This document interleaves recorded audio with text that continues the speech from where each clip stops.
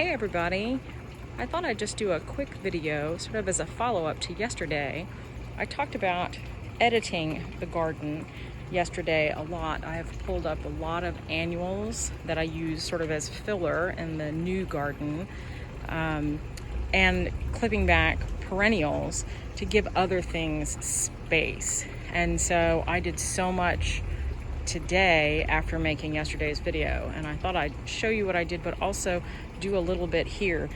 One of the things I'm going to pull out right here is that cosmos called Xanthos, and I've got all these beautiful coneflowers with all their dark green foliage, and then these, I pulled some out elsewhere in the garden, and literally I was able to cut two good looking flowers off of the whole thing.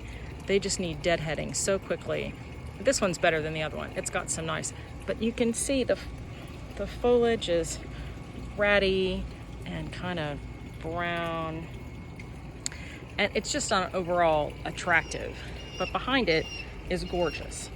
So I'm just gonna take all of these out like this, and I just planted these from seed in the spring, and so money wasn't spent on this. And so I can get that out of the way. And now I've got all this room, and then I can just plop a here, need both hands for it. I can plop a pretty pot or something in there, and I think that looks a lot nicer. And I could put any kind of thing I wanted to in a pot, anything that was blooming. That just sort of is what I had nearby. But I could put anything in there, and I've given all these plants, they're very prone to powdery mildew, and they need air circulation. And you can even see I've got the beginnings of some powdery mildew right there. And then I talked about it the other day, how I just trimmed all the leaves off of this cleome. But also today I pulled out a whole bunch of cosmos in here. I left a few that were kind of pretty, but they were crowding out. These are all the peppers that I have planted, so they were crowding that out. And then on this side I pulled out all this tall, you can see where there's a dip right there, all this cosmos that ended up being 7 or 8 feet tall and really didn't bloom, or bloomed a little bit, and it just wasn't attractive. And as soon as I tore it out, it was just like physically a relief to visually have it gone. It looks so much better. And then the garden, the pond, had lots of purple around it. This is the black and blue salvia, but it desperately needed work, so I ripped a bunch of stuff out, and I took the pot here of this purple elephant ear. I took the whole pot out and cut out about half the elephant ear, threw that away, put this back in. Here's a project for the fall, things that need editing. I've got these really great purple irises, but this is a new rose. Those were existing. So now they're trying to take up the same space, right? So when it's not so hot outside, I need to figure out where I'm going to move these irises, maybe take some and put them in that empty spot back there. And then I've got exactly the same problem over here. The irises are in the way of this elephant ear. So I need to figure out how I can have some more room and have plants not crowd each other quite so much. Over here, this is where I took out that other cosmos, that little pale yellow cosmos, because I realized this, my mystery plant is so big, it's already taking up, another 8 inches, 10 inches of bed there, and that's where those were. So it was already covering them up anyway.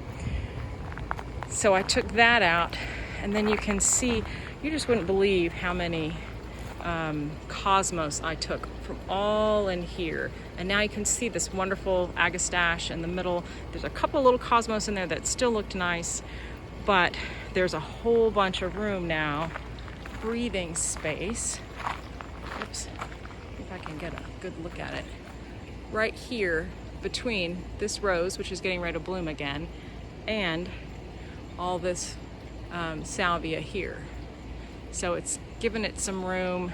That rose, which is Caldwell pink, really isn't prone to black spot, but most roses struggle with it a little bit, and they need air circulation, and so that's really helping get that some more circulation. And then this is the last little thing I was going to show you. I've got this agapanthus, and I've got 3 clumps of it. 1, 2, 3, and this one has been getting crowded out. I've been trimming and trimming and trimming. I finally have a little bloom spike, but this needed space.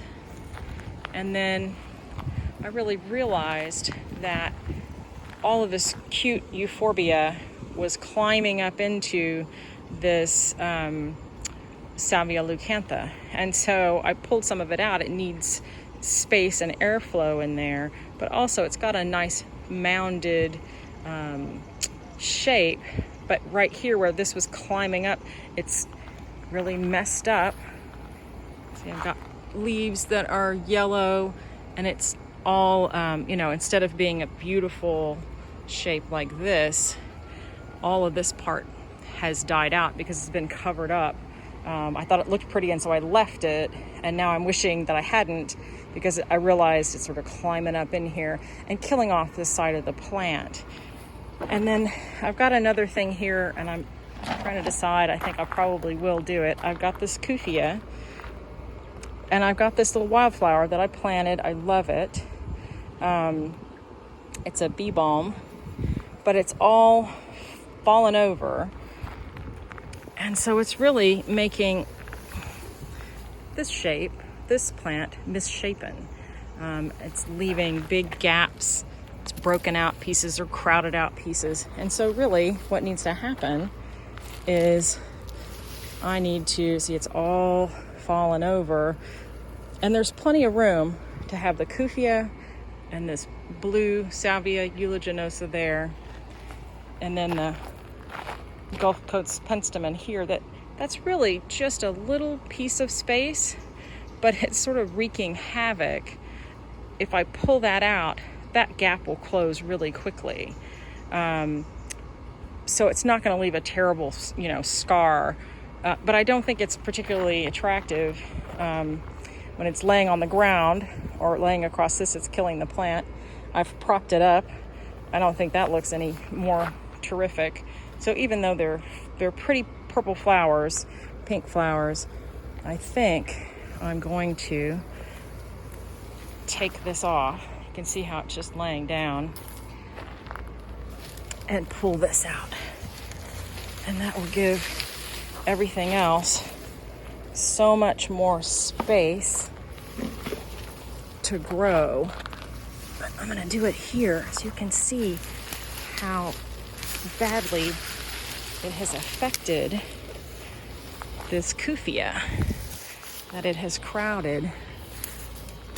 It's just not nearly as full and beautiful. What's that? Is that the right stuff?